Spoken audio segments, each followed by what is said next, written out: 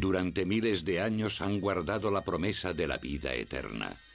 Envueltas en lino, rodeadas de lujo y amortajadas con misterio, las momias del antiguo Egipto son símbolos de la vida espiritual de una civilización entera.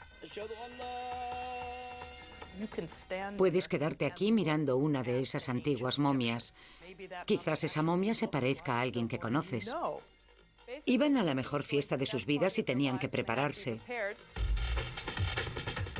¿Por qué era tan importante estar preparados para la otra vida? ¿Qué procedimientos preservaban sus cuerpos? ¿Qué maldiciones desataban?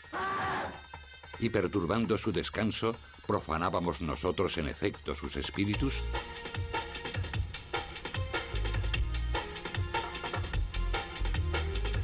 Misterios de Egipto.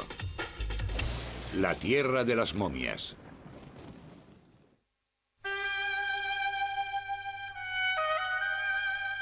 Las momias representan los misterios del antiguo Egipto. Durante siglos han sido reverenciadas, robadas, saqueadas, trasladadas, exhibidas y analizadas con rayos X, demasiado para un descanso eterno.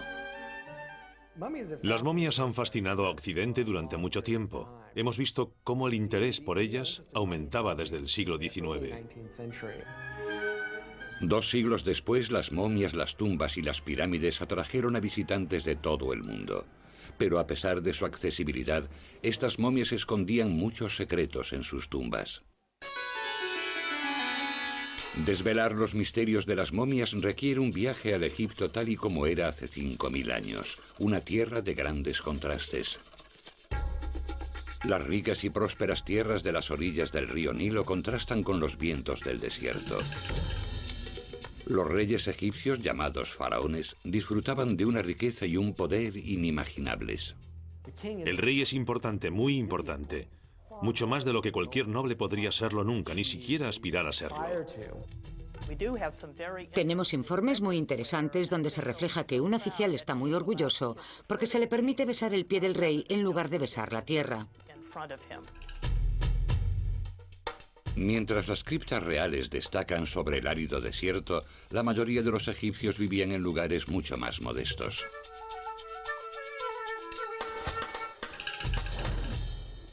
Eran principalmente agricultores y pescadores. Se levantaban por la mañana, salían a arar y después a recolectar sus tierras. Educaban a sus hijos principalmente para que siguiesen sus pasos. La vida era dura y la muerte, el paraíso.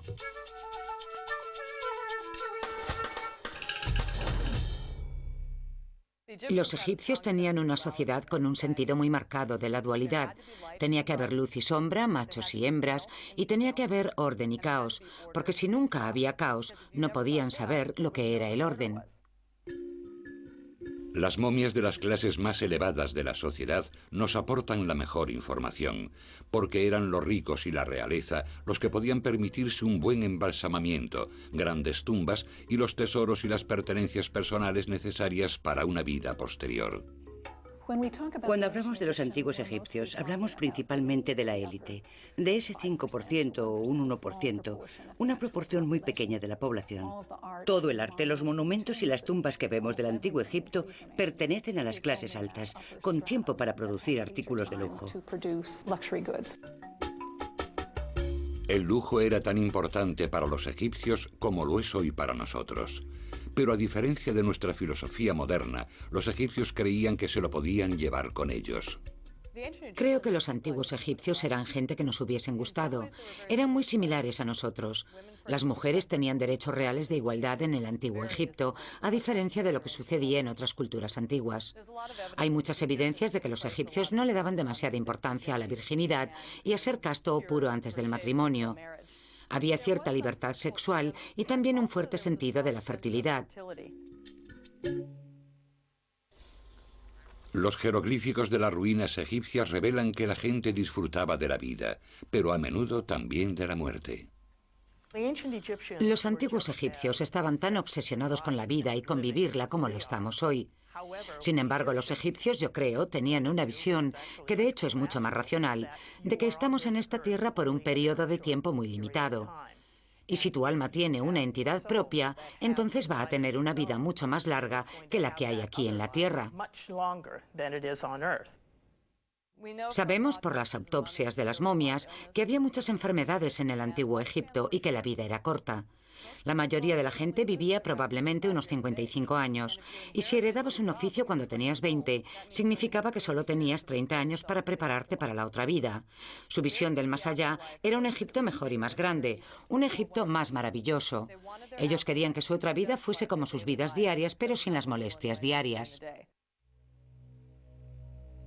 Tal vez algunas de las molestias a las que se enfrentaban los egipcios de la antigüedad eran causadas por sus complejas creencias religiosas, incluyendo la adoración a una multitud de dioses.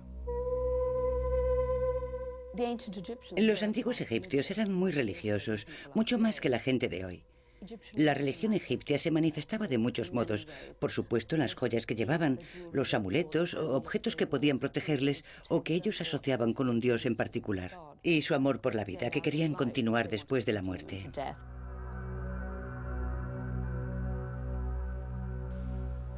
Lo mismo que Egipto estaba gobernado por el faraón, la otra vida estaba gobernada por el dios Osiris, cuya vida rivalizaba con cualquier comedia de intriga y erotismo.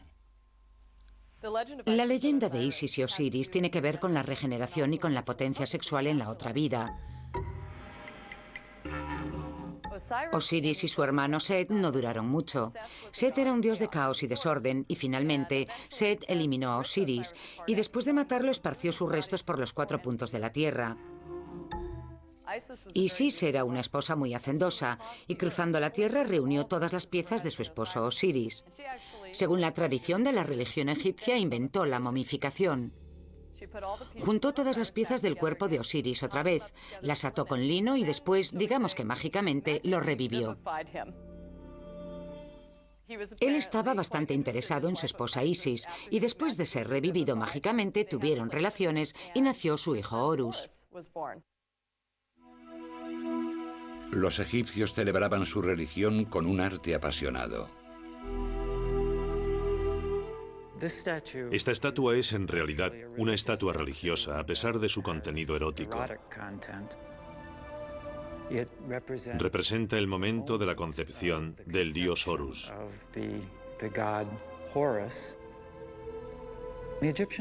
Los egipcios creían que ellos literalmente revivirían en la tierra de los muertos, y por eso guardaban estatuas como esta en sus tumbas, para asegurarse de que podrían revivir en el otro mundo.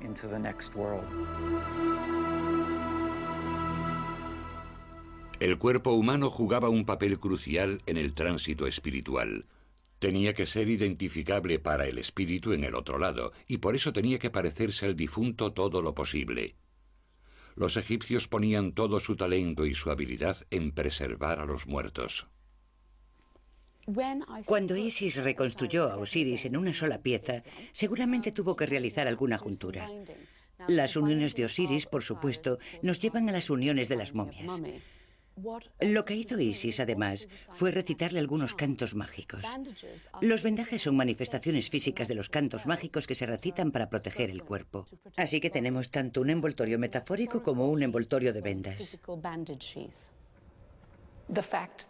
El hecho de que los egipcios dedicasen tanta atención al vendaje de los muertos nos puede parecer un poco macabro y también fascinante e interesante.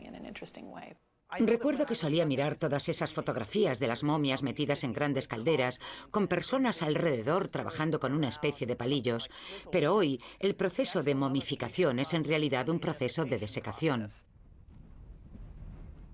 La gente solía ser enterrada en el desierto, en la arena, y la arena está tan seca que de forma natural secaba los cuerpos.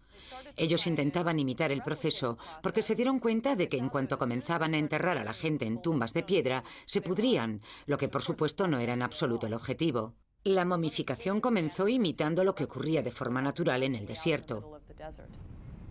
Desde esos humildes comienzos, la momificación se elevó a una forma de arte. Las momias rescatadas de los estragos del tiempo nos ofrecen tantas pistas como interrogantes. Hay un gran debate sobre el origen de la palabra momia. Significa brea o peltre en árabe. Se dice mumea y mucha gente dice que es el origen de la palabra momia. Sin embargo, tenemos un guía persa que dice que mumea en su idioma significa conservado, conservación. Uno de los errores más comunes sobre la sociedad egipcia es que era una sociedad obsesionada con la muerte. En realidad, era una sociedad que veía la muerte como algo que tenía que llegar para alcanzar otra existencia.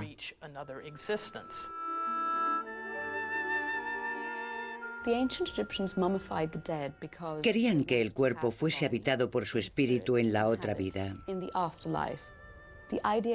La idea era que el yo completo era muy importante para la vida en el otro mundo. Por eso intentaban preservarlo lo mejor posible, cometer los menores errores. Así uno podría aparecer con la mejor apariencia en la eternidad. Los intentos de momificación surgieron en torno al 3500 a.C., un tiempo en el que gobernaban faraones de la primera dinastía. En principio, este elaborado y caro procedimiento estaba reservado a la realeza, aunque en años posteriores la puerta a la vida eterna se abrió a todos aquellos que pudiesen pagarse el viaje. El proceso evolucionó y cambió durante 3500 años y curiosamente desapareció. Los antiguos egipcios momificaron a la gente de muy diversas formas. Pero hay una forma clásica de momificación que se dio durante la 18ª dinastía. El proceso actual de embalsamamiento probablemente tuvo lugar en talleres especializados para ese proceso. Es sabido que la gente que estaba relacionada con ello era un grupo especial. A veces se les consideraba impuros o al menos apartados de la sociedad normal por su asociación con la muerte. Durante 70 días, estos sacerdotes y embalsamadores practicaban su trabajo, preparando los cuerpos y recitando cánticos.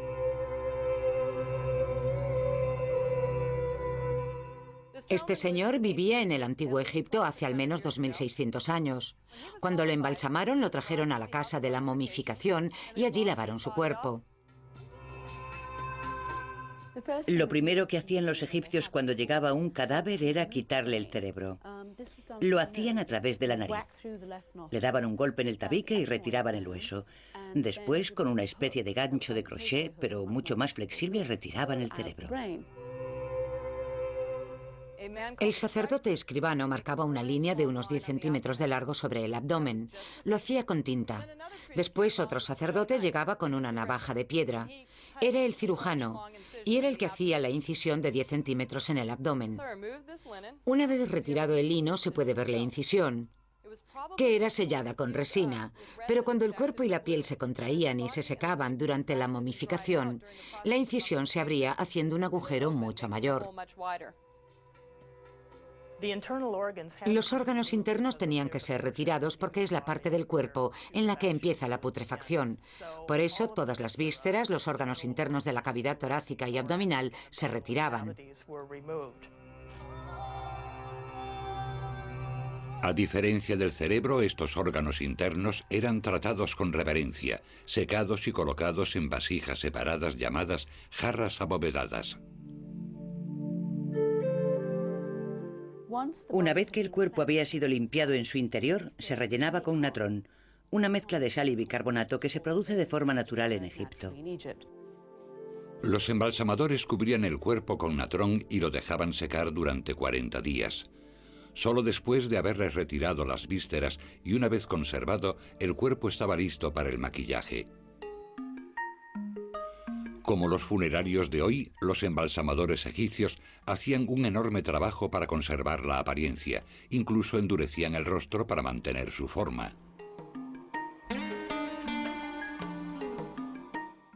Tenemos aquí a esta señora bastante mayor que tenía escaras, algo realmente serio.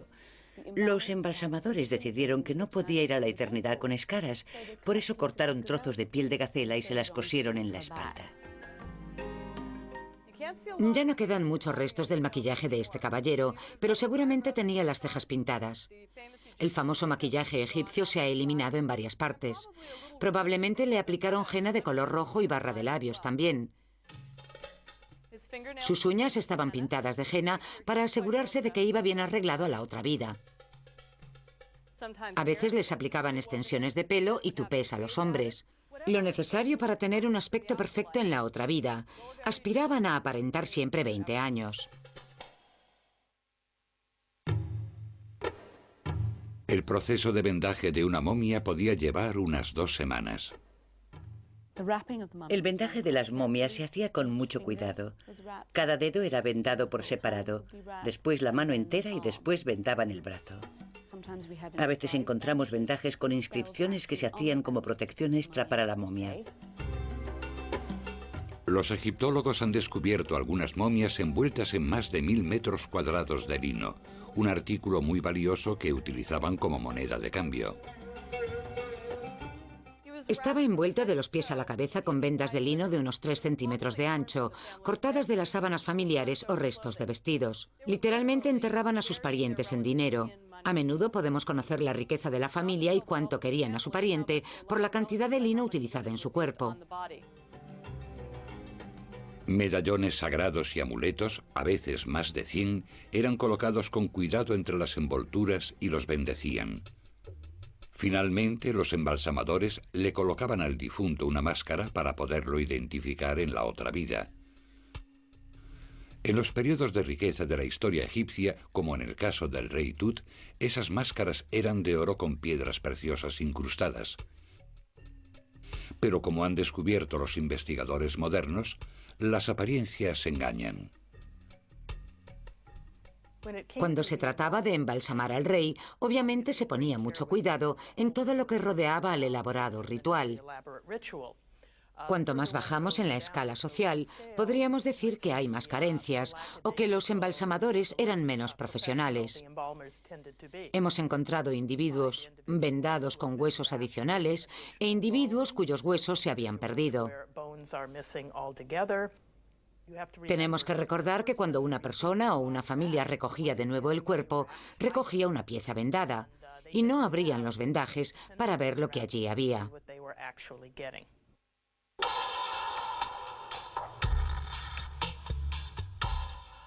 La magia jugaba un papel clave para los antiguos egipcios en forma de rituales, letanías y amuletos sagrados. Durante 70 días, el embalsamador sacerdote especial preparaba cuidadosamente al difunto con toda la magia de la que era capaz, porque trascender a la otra vida no era una tarea fácil. Los egipcios creían que después de morir había un tiempo en el que tenían que caminar por un duro sendero, donde había puertas que había que traspasar, guardadas por un pequeño demonio que les hacía preguntas o realizar alguna tarea.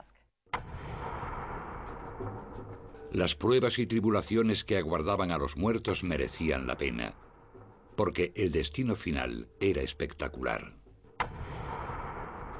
Si alguien podía superar con éxito a los espíritus del mal, una transformación espiritual grandiosa y misteriosa tendría lugar.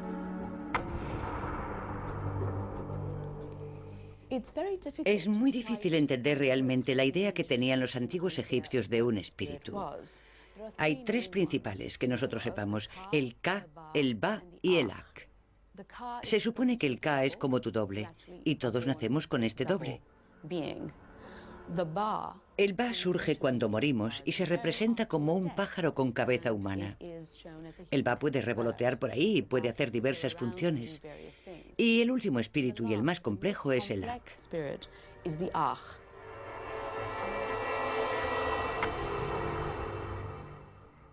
La aspiración de todo egipcio era convertirse en Ak. La palabra Ak significa influyente, poderoso. Una vez que has llegado con éxito a la otra vida, te conviertes en Ak, lo que significa que puedes influir en las vidas de tu familia que sigue viviendo su vida ordinaria. Los egipcios miraban al cielo, veían las estrellas y pensaban que eran Aks, espíritus de sus ancestros. Para alcanzar este estado de gracia, el rey muerto era equipado con un auténtico despliegue de artículos para la otra vida. Todas las momias necesitaban un sarcófago para guardarlos y protegerlos en su viaje. Lo que empezó con una sencilla caja de madera se convirtió en una caja mortuoria finamente tallada y completada con una máscara. Este sarcófago fue fabricado sobre el año 1000 a.C., en la dinastía 21. Los sarcófagos egipcios se decoraban con escenas de situaciones que los egipcios esperaban que le sucederían en el otro mundo, también con textos de plegarias que recitarían en la siguiente vida. Esta es la prueba final que un egipcio debía pasar para ser admitido en el otro mundo. Un corazón se pesa con las plumas de la verdad. Si has tenido una buena vida, estará en equilibrio y podrás pasar a la otra vida. Si la persona ha sido mala, nosotros nunca hemos visto ejemplos, pero en teoría, si la persona ha sido mala, entonces este monstruo dibujado aquí le comería el corazón y la persona no continuaría la vida en el otro mundo.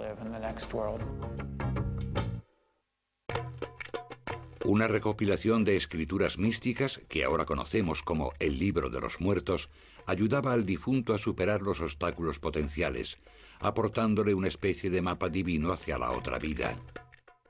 El Libro de los Muertos consiste en una serie de letanías que ayudarían a los difuntos a realizar el tránsito. Ya sabe, el difunto se enfrenta a una gran serpiente que escupe veneno y tiene que rezar una determinada letanía que significa que ha tenido una vida honrada. Entonces la serpiente no le escupirá o morderá y podrá entrar en la otra vida. Básicamente era un pasaporte con una guía en su interior. No te abriré, dice el cerrojo de la puerta, a menos que digas mi nombre.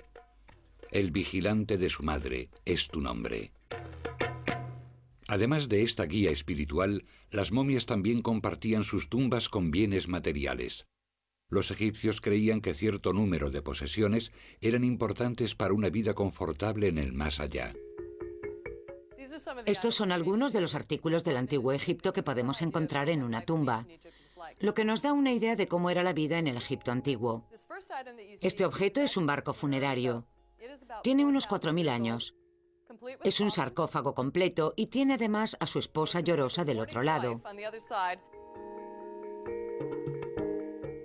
Este barco podía situarse en la tumba, así la persona sería enterrada mágicamente en un lugar llamado Abidos. Este otro objeto no es una representación mágica de nada, es un tablero de Senet, el juego de mesa más popular del antiguo Egipto. Seguramente les gustaba mucho este juego, algo así como el backgammon en Oriente Medio hoy en día. Pero si miramos esta pieza, vemos que muestra una imagen iconográfica de mujeres del antiguo Egipto. Mujeres moliendo el grano para hacer pan. Pensaban que la otra vida era exactamente como esta y tenían que tener los mismos esclavos para hacer las mismas tareas en el otro mundo o tendrían que hacerlas ellos. Los esclavos tenían que estar en la tumba porque si no el propietario y su esposa tendrían que moler el grano. Todo esto reviviría y se podría utilizar en la siguiente vida. Tenías que tener a tu alrededor todas las cosas que hiciesen tu vida llevadera y agradable para siempre. Tenías que tener ropas, armas y herramientas. Había muchos perfumes y ungüentos que utilizaban siempre porque su clima era muy cálido y seco. La gente tenía camas, mesas, sillas, lino y ropas, y cosas prácticas como amuletos y joyas. Encontramos escudos, armas, dagas y cosas así. El rey realmente no necesitaba estas cosas para ir a la batalla. Son objetos para los ritos ceremoniales, piezas de oro y objetos dorados.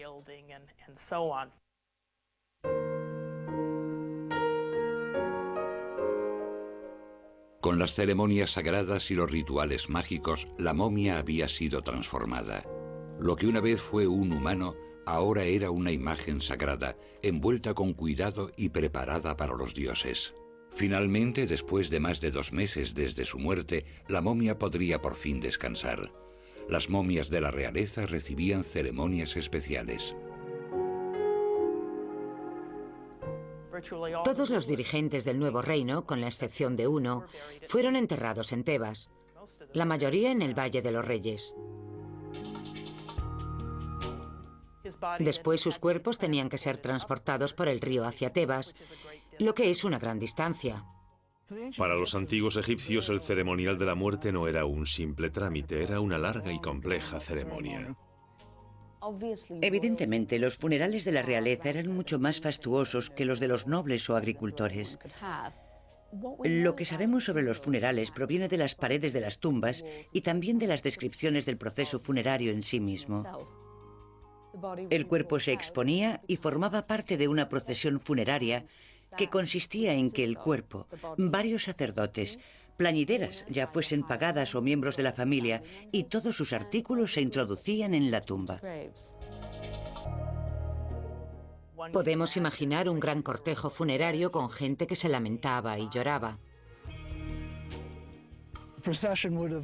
La procesión podía incluir arrastrar a la momia en un podio tirado por ganado. Los sacerdotes que la oficiaban hacían ofrendas, recitaban letanías y congregaban a la multitud alrededor de la entrada de la tumba.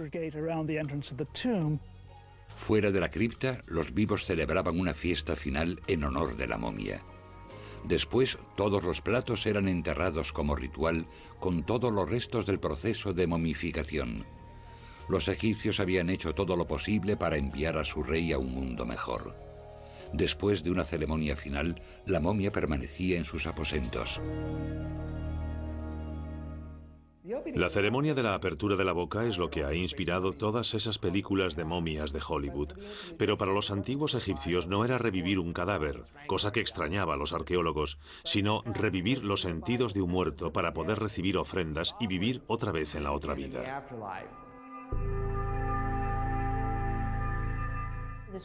Esta ceremonia era realizada fuera de la tumba, donde el hijo del heredero del difunto y varios sacerdotes le restituían los 5 sentidos. Le tocaban los ojos sobre la máscara y decían, ya puedes ver otra vez. Le tocaban la nariz y decían, ya puedes respirar otra vez. Le tocaban las orejas y decían, ya puedes oír otra vez. Al final tocaban la boca y decían una fórmula mágica. Eres joven otra vez, vivirás otra vez, serás joven para siempre. Eso significaba que dejaba de estar en esa especie de tierra de nadie y formaba parte otra vez de todo el sistema egipcio de vida, muerte y espíritu. Por fin, festejada y honrada, con sus sentidos revividos, la momia real se embarcaba hacia su último viaje.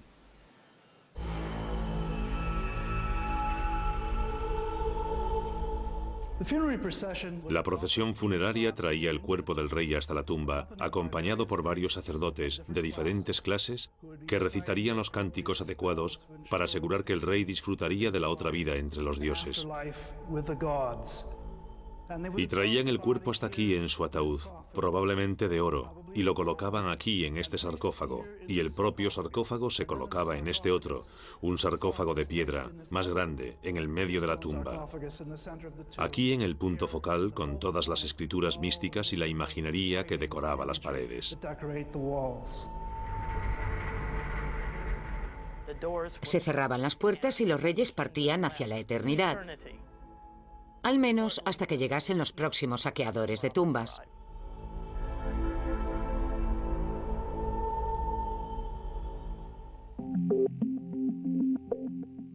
Los edificios y los artículos que dejaron los egipcios expandían el alma de los antiguos. Muchas de las enormes estructuras que han permanecido durante miles de años son tumbas o monumentos a la muerte.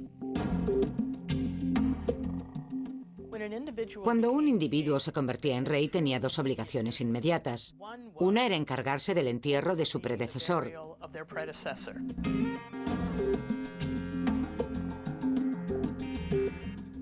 La otra, por supuesto, comenzar a planear su propia tumba con los ojos puestos en el futuro. Los egipcios creían que sus tumbas eran muy importantes porque el lugar donde vivían durante su vida duraba un corto periodo, pero la tumba duraba toda la eternidad. Por esa razón invertían, si tenían dinero, la mayor parte de su riqueza restante en construir estas tumbas y en decorarlas. Adquirían sarcófagos caros como estos de aquí. Estos objetos eran un símbolo de alto estatus, algo así como mi tumba es más grande que la tuya.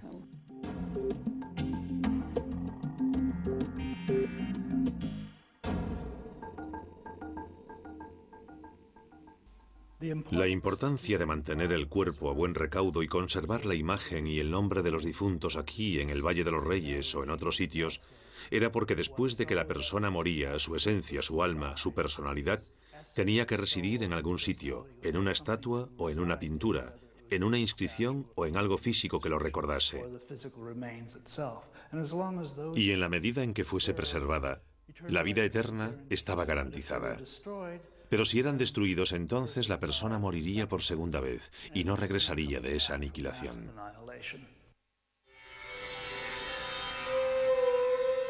¿Fue el miedo a la aniquilación lo que llevó al rey Khufu a construir esta gran pirámide? Tal vez. Pero en los últimos años, el miedo a los ladrones de tumbas hizo surgir un lugar funerario nuevo y más seguro, el Valle de los Reyes. El Valle de los Reyes data del primer período del nuevo reinado. Las tumbas que se construyeron allí no tienen pirámides, sino que están talladas en las colinas, bajo una gigante y natural montaña en forma de pirámide.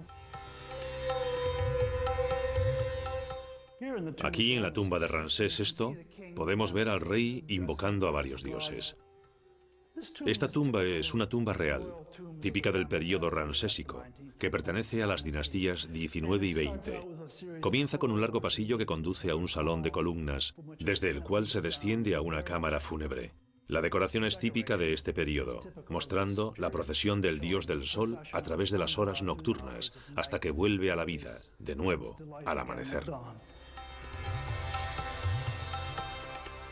Como la Gran Pirámide o cripta secreta, las tumbas de los faraones se transformaron en algo más que meros depósitos de personas muertas. Funcionaban como monumentos vivos que requerían cuidados y ceremoniales constantes. El complejo ceremonial real tenía dos elementos esenciales. El primero, por supuesto, salvaguardar la vida del rey. El segundo, facilitar el culto al rey. Uniendo los dos, construyeron un impresionante monumento, más grande y mejor, como es el complejo de pirámides del antiguo imperio.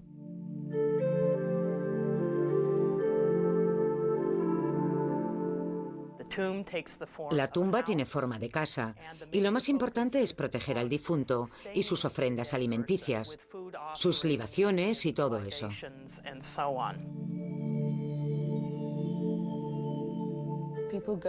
La gente va a visitar las tumbas de sus ancestros, a veces una vez por semana o unas cuantas veces al año, y hacen una merienda, traen comida y bebida para compartir con la familia, y dejan algo para el difunto y se sientan y les hablan y les cuentan, ¿sabes qué pasó tal y cual cosa? Es una buena forma de incluir en tu presente a alguien que ha muerto.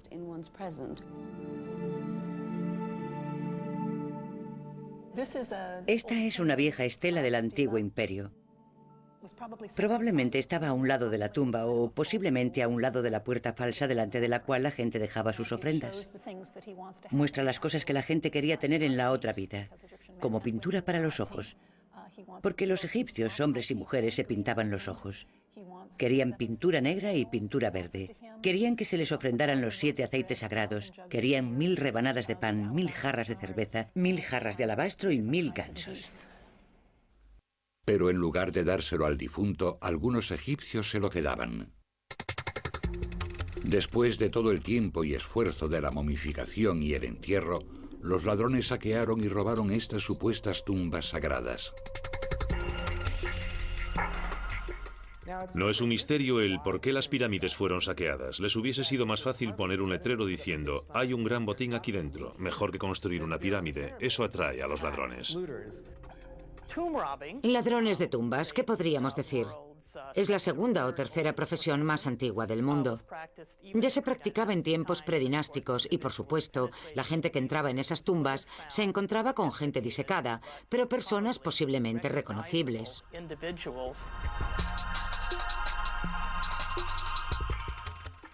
Una vez que las tumbas estaban repletas de objetos valiosos, eran saqueadas. Y las momias que habían requerido meses de trabajo eran robadas para quitarles sus amuletos sagrados. Aquí estaba este tesoro, tirado al lado de la colina.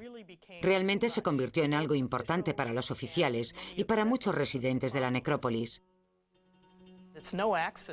No es casualidad que los miembros de la villa actual, de los fabricantes de tumbas, los que construyen tumbas actualmente, sepan, por supuesto, dónde están, al menos parte de los bandidos.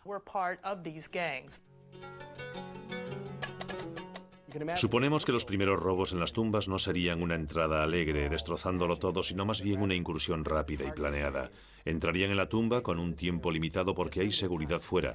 Tal vez sobornaran a un guardia o dos para que les dejara un poco más de tiempo. Podemos imaginarnos a estas extrañas figuras en sus divanes mirándolos. Seguro que se pusieron nerviosos. Buscarían objetos fáciles de vender. No cogerían esta hermosa vasija con el nombre del rey Tut grabado porque la gente sabría inmediatamente que lo habrían robado. Buscarían oro. Los saqueadores tenían tanta creatividad como los constructores de pirámides y se las arreglaban para burlar las medidas de seguridad de cuando en cuando. Solían causar grandes daños en las tumbas. Destrozaban y quemaban momias, seguramente para evitar que los espíritus del rey les atacasen, pero también podían tener prisa porque habían burlado las medidas de seguridad y habían entrado en la cámara funeraria. Hubo casos de juicios en el antiguo Egipto de gente acusada de robar tumbas. El castigo por robar una tumba era extremadamente duro. Si entrabas en la tumba de alguien, corrías el riesgo de destrozar su otra vida por completo. Y eso para los egipcios era peor que un asesinato. Los ladrones de tumbas eran empalados. Los sentaban en un palo rígido hasta que morían. Eso es bastante malo. Esta gente fue castigada con los 5 cortes. Es decir, les cortaron las orejas, la nariz, la boca y a veces les sacaban los ojos. Los empalaban y retiraban sus nombres de todos los textos para que no pudieran existir nunca, nunca más. Un intento por proteger a los muertos de la gran oleada de robos de tumbas surgió a finales del Nuevo Imperio, cuando muchas momias reales fueron reenterradas en criptas en el Valle de los Reyes. Aún así, linajes enteros de momias permanecieron juntas hasta ser descubiertas en el siglo XIX por otra generación de saqueadores. Una vez que apareció el turismo, especialmente en 1800, los ladrones de tumbas se dieron cuenta de que podían vender algo más que oro y joyas, porque a la gente le gustaba el arte de las tumbas. Por eso entraron y comenzaron a cortar las máscaras de los ataúdes, a arrancar trozos de las paredes y se lo vendían a los turistas, que no sospechaban o que no les importaba. No se sabe a quién. Hay un famoso pueblo egipcio que está construido sobre un cementerio. Cuando la familia murió, entraron en la tumba, sacaron todo el arte que pudieron y lo vendieron. No fue hasta la década de 1890, con el trabajo del arqueólogo Flinders Petrie, cuando las momias comenzaron a ser adecuadamente conservadas y estudiadas. Hasta entonces las momias eran tiradas o incineradas, pero con el trabajo de Petrie y más tarde con el descubrimiento de Carter de la tumba del rey Tut en 1922, las momias se convirtieron en mitos mundiales. En los años 30, Hollywood las mostró como muertos vivientes asesinos en serie. Resurrección. Los principios religiosos de Oriente eran muy férreos cuando se filmaron esas películas de momias, y creo que lo recogieron y crearon ese maravilloso mito de las momias, que sin embargo estaba alejado de la realidad. A pesar de esos monstruosos mitos, o quizás a causa de ellos, los visitantes acudían en masa a Egipto en busca de la verdad. El año pasado acudieron más de 500.000 de turistas para escalar las pirámides, bajar por el Nilo en Falúa y, por supuesto, alucinar ante las momias. Encerrados ahora en cajas climatizadas, despojados de sus reales envolturas, los muertos del antiguo Egipto todavía ejercen una atracción hipnótica.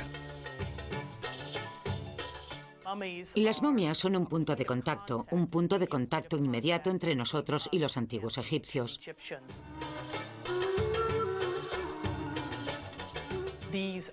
Son antiguos egipcios de un modo en el que sus estatuas, sus ataúdes, sus amuletos y sus templos no lo son. Podemos mirar a estos antiguos egipcios y quizás esa momia se parezca a alguien conocido.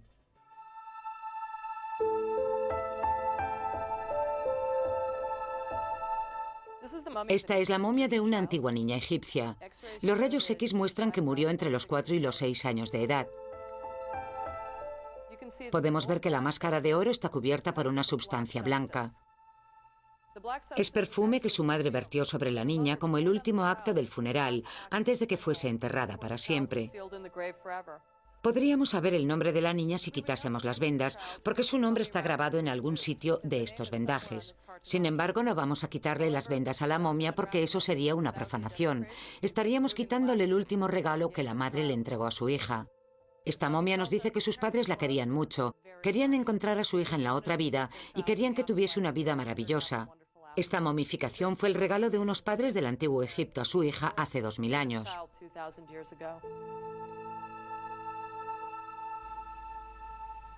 Pocas momias han alcanzado tal dignidad. Los ladrones de tumbas saquearon todo tipo de valiosas momias. Otra cantidad incontable fue víctima de una extraña moda medieval. Los médicos desde el siglo XII en adelante tomaban muestras de las momias, las molían y se las daban a la gente como medicamento. Esto sucedía en Europa. Las momias eran como el aceite de serpiente en la Europa medieval. Creían que podía curarlo todo, lo cual es terrorífico teniendo en cuenta los productos que utilizaban para momificar. Mucha gente fue envenenada y se moría a causa del polvo de las momias.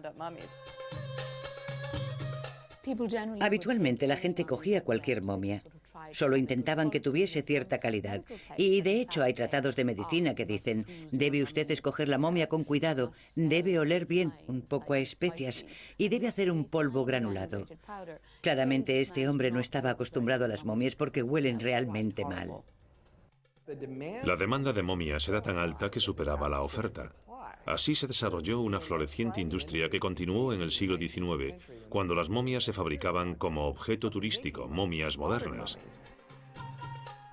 Flinders Petrie tuvo una experiencia cuando se acercó a una turista británica que había comprado una momia y cuando ella se la estaba mostrando a Petrie, este dijo: «Conozco a ese hombre, es un ingeniero de ferrocarril». Por tanto, que alguien lo hubiese identificado, debió dejarla desconcertada.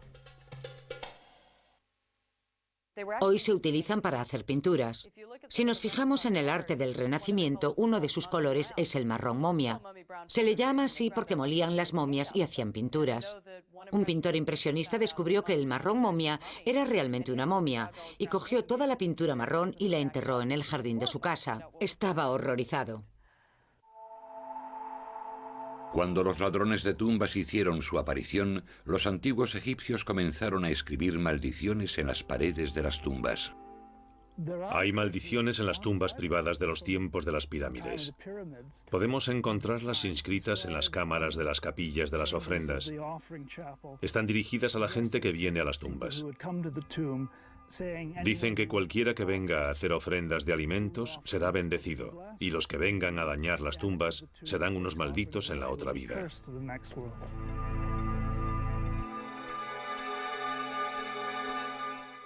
Las maldiciones del antiguo Egipto que encontramos cerca de las tumbas son amenazas de castigos. No eran del tipo «voy a salir de aquí y te voy a estrangular». Eran más bien «si entras en mi tumba, el rey te cogerá y te castigará». La amenaza de castigo era la amenaza principal en las tumbas del antiguo Egipto. El hombre que abrió la tumba del rey Tut supuestamente cayó víctima de la más famosa maldición de las momias. Pero para algunas de las más misteriosas fatalidades debe haber alguna explicación razonable. Algunas personas han sugerido que las tumbas contienen moho y esporas y que una vez abierta la tumba, estas esporas se activan de nuevo y son la causa de enfermedades que pueden estar relacionadas con lo que la gente llama la maldición de las momias.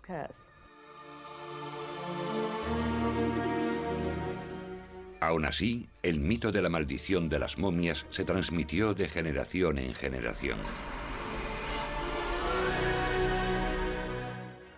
Uno era que el Titanic llevaba una momia del Museo Británico que querían quitarse de encima por estar maldita y por eso la embarcaron en el Titanic. Y se hundió. Por supuesto, la verdad es que si investigamos descubrimos que el sarcófago está todavía en el Museo Británico, así que no es verdad. Tal vez la única maldición real de las momias ocurrió en el pasado y fue para aquellos desgraciados que hace cientos de años pensaron que tomar polvo de momia tenía los mismos poderes que la Viagra. ¡Qué combinación tan interesante! Pensar que vas a ser maldecido por utilizar una momia, pero te la tomas como afrodisíaco. ¡Qué maldición!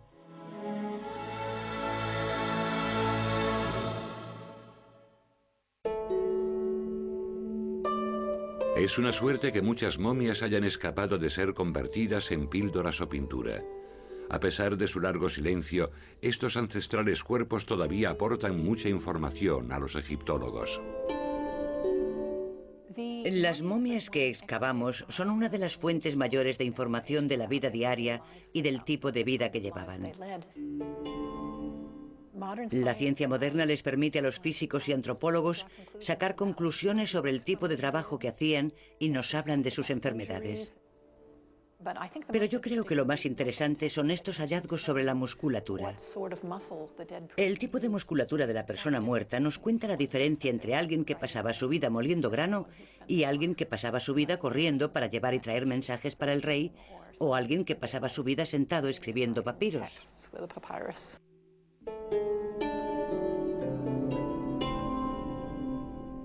Con la llegada de los rayos X a comienzos del siglo XX, dejó de ser necesario quitar los vendajes a las momias para estudiarlas.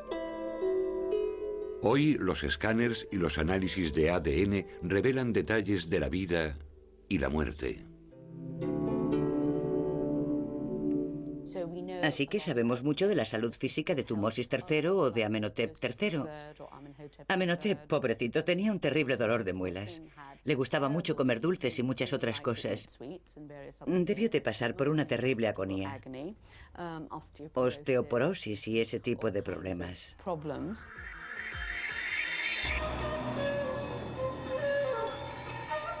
Las mismas momias que revelan tanto de la vida antigua también cuentan mucho sobre las actitudes de la vida actual.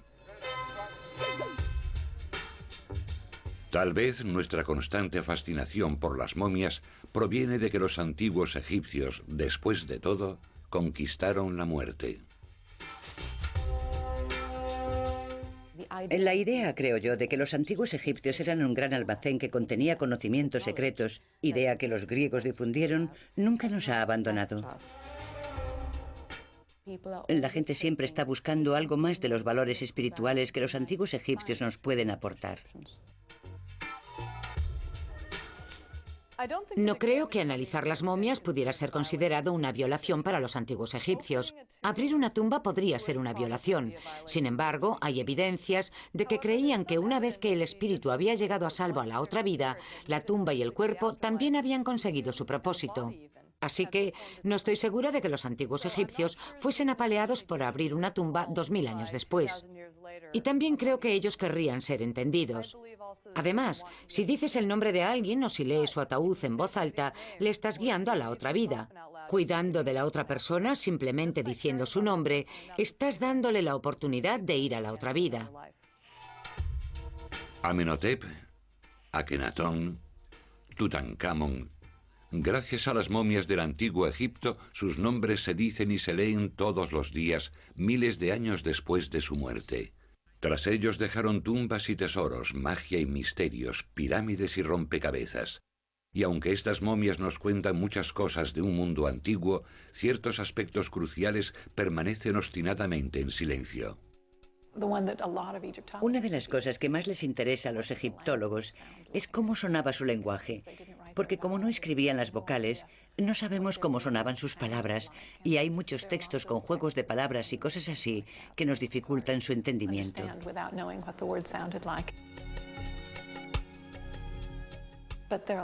Pero hay muchas preguntas del tipo, ¿a dónde creían que iban? No tenemos respuesta. Hay un maravilloso hechizo en el texto de este ataúd. Dice que el hombre que conozca este hechizo no sufrirá humillaciones en la otra vida y que su cabeza no será cortada como un pastel.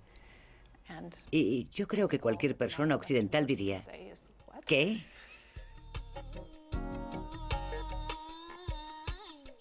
Mi cadáver es permanente, no correrá peligro ni será destruido en la tierra del más allá, proclama el libro de los muertos.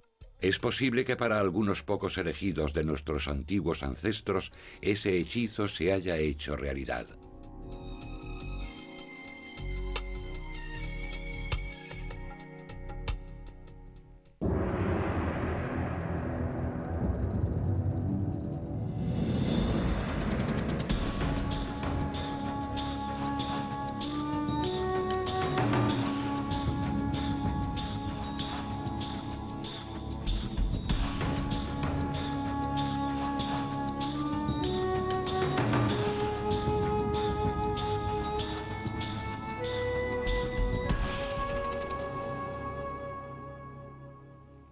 La muerte del rey Tut es un misterio. Fue asesinado.